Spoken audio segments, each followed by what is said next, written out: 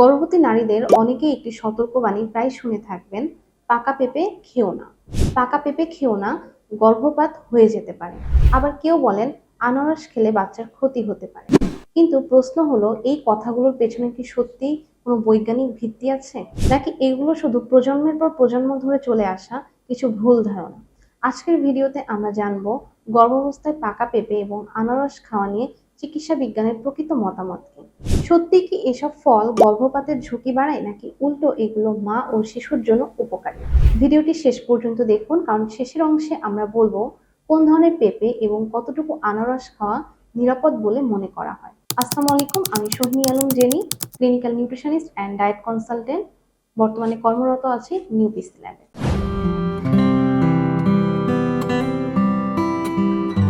বাংলাদেশ, ভারত সহ দক্ষিণ এশিয়ার অনেক দেশে গর্ভবতী নারীদের কিছু খাবার থেকে দূরে থাকতে বলা হয়। এই তালিকায় সবচেয়ে বেশি আসে দুটি ফল, পেঁপে ও আনারস। অনেক পরিবারের বয়স্ক সদস্যরা বিশ্বাস করেন এই ফলগুলো জরায়ুতে সংকোচন সৃষ্টি করতে পারে, ফলে গর্ভপাতের ঝুঁকি বেড়ে যায়। ফলে অনেক নারী পুরো গর্ভাবস্থা জুড়ে এসব ফল খাওয়া বন্ধ করে দেন। কিন্তু আধুনিক চিকিৎসা বিজ্ঞান কি একই কথা বলে? পাকা পেঁপে নিয়ে আসল সত্য। প্রথমে পেঁপের কথা বলি। পেঁপে দুই ধরনের হতে পারে: এক, কাঁচা বা আধা পাকা পেঁপে; দুই, সম্পূর্ণ পাকা পেঁপে। এখানে রয়েছে সবচেয়ে গুরুত্বপূর্ণ পার্থক্য। কাঁচা পেঁপের মধ্যে ল্যাটেক্স নামে এক ধরনের সাদা আঠালো পদার্থ থাকে, আর এই ল্যাটেক্সে পেপেইন নামক এক ধরনের এনজাইম থাকে। প্রাণীর ওপর করা কিছু গবেষণায় দেখা গেছে অত্যন্ত বেশি মাত্রায় এই উপাদান জরায়ুর সংকোচন বাড়াতে পারে। এই কারণে চিকিৎসকেরা সাধারণত গর্ভাবস্থায় কাঁচা পেঁপে বেশি খেতে নিরুৎসাহিত করেন। কিন্তু যখন পেঁপে পুরোপুরি পেকে যায়, তখন এই ল্যাটেক্সের পরিমাণ নাটকীয়ভাবে কমে যায়। অর্থাৎ পাকা পেঁপে আর কাঁচা পেঁপে এক জিনিস নয়। তাহলে পাকা পেঁপে কি নিরাপদ? ধরুন একজন গর্ভবতী নারী সকালের নাস্তায় এক বাটি পাকা পেঁপে খেলেন, এতে কি গর্ভপাত হবে? বর্তমান বৈজ্ঞানিক তথ্য অনুযায়ী এরকম কোনো শক্ত প্রমাণ নেই। বরং পাকা পেঁপে vitamin A, vitamin C, fibre ও অ্যান্টিঅক্সিডেন্ট সমৃদ্ধ। গর্ভাবস্থায় অনেক নারী কোষ্ঠকাঠিন্যে ভোগেন। পাকা পেঁপের ফাইবার হজমে সহায়তা করতে পারে এবং কোষ্ঠকাঠিন্য কমাতে সাহায্য করতে পারে।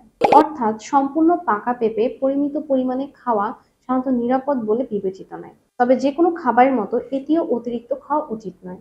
এবার আসি আনারসের কথায়। আনারস নিয়ে ভয় আরো বেশি। অনেকেই মনে করেন একটি আনারস খেলেই গর্ভপাত হয়ে যায়, কিন্তু বাস্তবতা কি তাই বলে? আনারসে ব্রোমেলাইন নামে একটি এনজাইম থাকে। এই এনজাইম নিয়ে কিছু পরীক্ষাগারে গবেষণা হয়েছে। সেখান থেকেই ধারণা তৈরি হয়েছে যে ব্রোমেলাইন জরায়ুর ওপর প্রভাব ফেলতে পারে। কিন্তু একটি গুরুত্বপূর্ণ বিষয় অনেকেই জানেন না, আনারসের যে অংশ আমরা খাই সেখানে ব্রোমেলাইনের পরিমাণ তুলনামূলক খুবই কম, আর আমাদের পরিপাকতন্ত্র এই এনজাইমের বেশিরভাগই ভেঙে ফেলে। ফলে সাধারণভাবে খাবারের মাধ্যমে আনারস খাওয়ার কারণে গর্ভপাত হওয়ার আশঙ্কা অত্যন্ত কম। বাস্তব উদাহরণ, একটি উদাহরণ কল্পনা করুন। দুইজন গর্ভবতী নারী, প্রথমজন আনারস খাওয়ার ভয়ে ফল খাওয়াই প্রায় বন্ধ করে দিয়েছেন। দ্বিতীয়জন চিকিৎসকের পরামর্শ অনুযায়ী পরিমিত পরিমাণে বিভিন্ন ফলের সঙ্গে আনারসও খাচ্ছেন। তাহলে কে বেশি পুষ্টি পাবেন? অবশ্যই দ্বিতীয়জন, কারণ আনারসে রয়েছে ভিটামিন সি, ম্যাঙ্গানিজ এবং বিভিন্ন অ্যান্টিঅক্সিডেন্ট, যা রোগ প্রতিরোধ ক্ষমতা বাড়াতে সাহায্য করে। তাই শুধু ভয়ের কারণে পুষ্টিকর ফল বাদ দেওয়া সবসময় বুদ্ধিমানের কাজ নয়। তাহলে গর্ভপাতের আসল ঝুঁকি কি? এখানে কিছু গুরুত্বপূর্ণ বিষয় পরিষ্কার করা দরকার। অনেক সময় গর্ভপাত হওয়ার পর পরিবার বা আশেপাশের মানুষ কারণ হিসেবে কোনো খাবারকে দায়ী করেন, কিন্তু বাস্তবে গর্ভপাতের অনেক কারণ রয়েছে, যেমন ক্রোমোজোমের সমস্যা, হরমোনের ভারসাম্যহীনতা, জরায়ুর কিছু জটিলতা, সংক্রমণ অথবা অন্যান্য চিকিৎসাগত কারণ। অধিকাংশ ক্ষেত্রেই পাকা পেঁপে বা পরিমিত আনারস খাওয়ার গর্ভপাতের প্রধান কারণ হিসেবে প্রমাণিত হয়নি। বিশেষজ্ঞরা কি বলেন? বেশিরভাগ পুষ্টিবিদ এবং প্রসূতি বিশেষজ্ঞের মতে সম্পূর্ণ পাকা পেঁপে এবং পরিমিত পরিমাণে আনারস সাধারণত স্বাস্থ্যকর খাদ্য তালিকায় অংশ। সম্পূর্ণ পাকা পেঁপে এবং পরিমিত পরিমাণে আনারস সাধারণত স্বাস্থ্যকর খাদ্য তালিকার অংশ হতে পারে। তবে যদি কারো উচ্চ ঝুঁকিপূর্ণ গর্ভাবস্থা থাকে, পূর্বে একাধিক গর্ভপাতের ইতিহাস থাকে, অথবা চিকিৎসক বিশেষ কোনো খাদ্য নিষেধ করে থাকেন, তাহলে অবশ্যই ব্যক্তিগত চিকিৎসা পরামর্শ অনুসরণ করতে হবে, কারণ প্রত্যেকের গর্ভাবস্থা একরকম নয়। তাহলে আজকের আলোচনার সারাংশ কি? পাকা পেঁপে এবং আনারস নিয়ে যে ভয় ছড়িয়ে আছে তা বেশিরভাগ অতিরঞ্জিত বা ভুল ব্যাখ্যা থেকে এসেছে। কাঁচা পেঁপে এবং সম্পূর্ণ পাকা পেঁপে এক নয়। আর সাধারণত পরিমাণ মতো আনারস খাওয়া গর্ভপাত ঘটায় এমন শক্ত কোনো বৈজ্ঞানিক প্রমাণও নেই।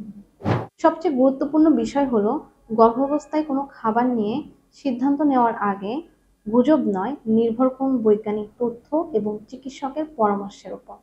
আপনি কি গর্ভাবস্থায় পেঁপে বা আনারস নিয়ে এমন কোনো সতর্কবার্তা শুনেছেন? কমেন্টে আপনার অভিজ্ঞতা জানান। ধন্যবাদ।